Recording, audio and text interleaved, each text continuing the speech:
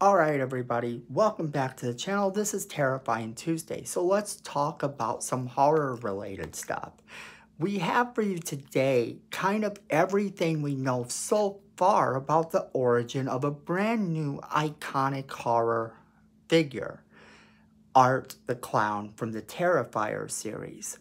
So let's get into everything we know about him thus far. Alright, so the origin of Art the Clown officially begins in 2008 with a little short film called The Ninth Circle, in which he chases this woman named Casey in an empty train station on Halloween.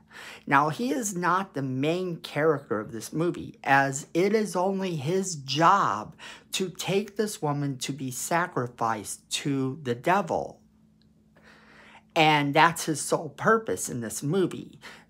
Basically, it's a far cry from where the character would eventually go. Or is it? Because we really don't know what Art the Clown is up to in a lot of his movies. He's kind of still a major mystery. But we can assume that he eventually, as the story progresses, becomes more of his own character rather than just an idea in this short film. And that's what I think he is in this film. In The Ninth Circle, he is just a side character, just doing the work of taking this girl to be sacrificed. Now, his next appearance is where we start to get a little bit more of what Art the Clown officially stands for. The Art the Clown we know today. In 2011, there was a short film called Terrifier, where he torments a young woman who witnesses his murders at a gas station. Now, in this film, we see a lot more of the Art the Clown that we're used to seeing. Whereas in the previous film, The Ninth Circle, he's more of a side character in every sense of the word, and isn't even really all that terrifying. So to have him appear in this film as the main villain, and then make himself as terrifying as he is in this particular short film, is kind of where we get the Art the Clown that we've grown used to seeing in the movies so far. And I would like to see them continue to follow this pattern. The next time we see Art the Clown would be in 2013. When Art the Clown makes his appearance in the movie All Hallows Eve. Now, this version of Art the Clown is a bit different because this version of Art the Clown actually appears in two segments that are on a VHS tape. These two segments are in fact the previous short films we talked about. Although I would recommend seeing the original short films rather than these segments if you had a chance to. Now, what makes this unique is that this is in fact where we suddenly were able to see the Art the Clown that we are familiar with. Because Art the Clown not only appears in these two segments, but he eventually does become a real entity, stepping out of the VHS tape that they are watching and into real life to actually stalk this family that is watching it, the babysitter and the children.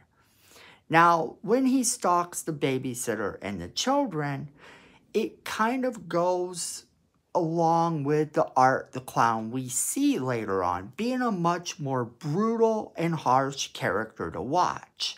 Now, I won't give away what happens in this movie because I really think you should watch it.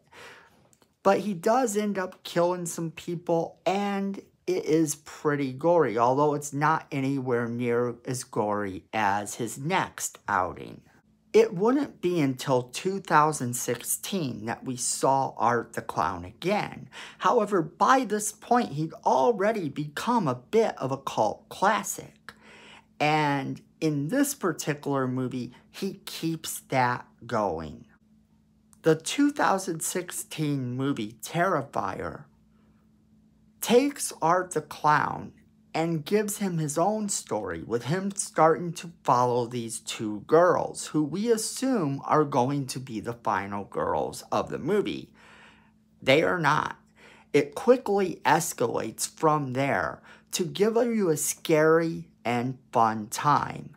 However, the budget was low and the acting wasn't amazing, but everything about this movie did step up all the things that they did for Art the Clown previously. And again, it leads into the lore of what we know about Art the Clown.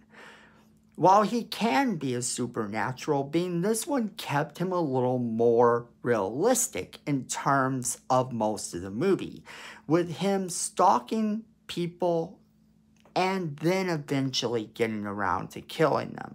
Now, I won't give away too much of this movie either, because if you haven't seen the original Terrifier movie from 2016, it is also one that you should check out if you're interested in learning more about this new horror icon.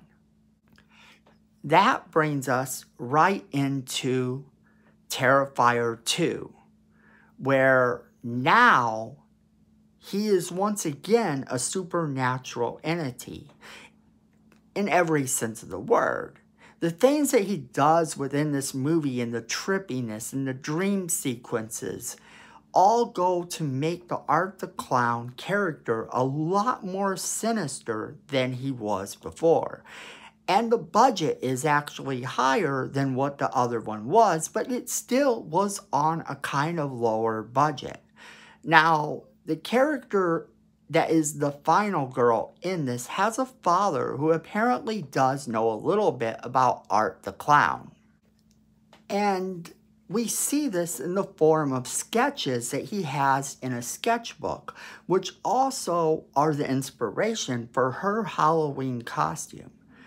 Now, the reoccurring theme in the Art the Clown saga seems to be that all the stuff is taking place on All Hallows Eve, on Halloween.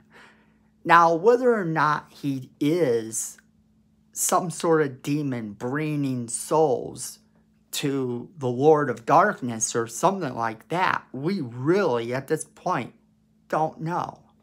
But what we do know is that the sword that exists in this movie was sort of powerful and will play a part in the third movie. So everything that we've seen so far is kind of leading into this third movie with the character of Art the Clown. Now, in this particular movie, I found him a lot more scary even still. Some of the scenes were really gory, and you might remember that a lot of people actually said that they couldn't take the film, that it was so gory, in fact, that people were passing out and throwing up. And the last time a movie got that kind of response was The Exorcist. So we can only hope that the next movie will somehow top this and maybe answer some of the questions about this brand new horror icon that we don't yet understand. Alright everybody, we want to know what you guys think, so leave us a comment in the comment box below. Do you enjoy Art the Clown? Are you excited for what comes next? And make sure you share this video with all of your friends so that they can be a part of the conversation as well. Make sure you're hitting that like button. It helps the channel and we appreciate it. Miko says we need more subscribers. And you don't want to disappoint Miko. So go ahead and hit that subscribe button. And while you're down there, hit that notification bell so you don't miss a single video we do. And then friends, at the end of the day, I know it, you know it, and Miko knows it. Fandom is family.